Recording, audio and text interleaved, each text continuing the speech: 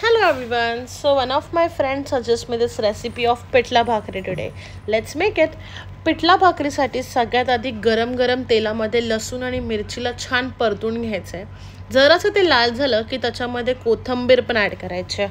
कोथिंबीर लसूण मिरचीचा छानपैकी खरडा बनवून घ्यायचा आहे खलबत्त्यामध्ये आणि साईडला ठेवायचा आहे. त्याच्यानंतर आपण तेलामध्ये 2 कांदे ॲड करणार आहोत. ह्याच्यामध्ये जेवढे जास्त कांदे टाकाल तेवढा त्याचा टेस्ट जास्त येणार आहे. कांद्यामध्ये मस्त खरडलेला खरडा ॲड करणार आहोत आणि तो देखील कांद्यामध्ये परतून घेतला की त्याच्यामध्ये थोडंसं मीठ टाकायचं चवीनुसार आणि थोडी हळद आणि शेंगदाण्याचं कूट टाकल्यानंतर ते देखील परतून घ्यायचं आहे आणि ह्याच्यामध्ये 2 ग्लास पाणी ॲड करायचं आहे. एकदा का तुम्ही ह्याच्यामध्ये पाणी घातलात की त्याला छानपैकी उकळी येऊ द्यायची आहे.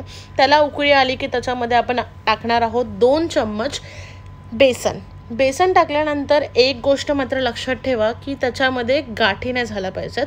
अदरवाईज तुमचं जे पीठ आहे ते कच्चं लागेल. व्यवस्थित भाजून घ्या आणि एका साईडला इथे टम्म फुगलेली भाकरी देखील आपली रेडी आहे.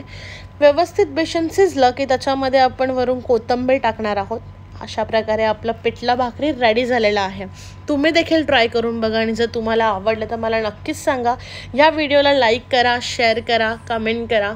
Thank you so much.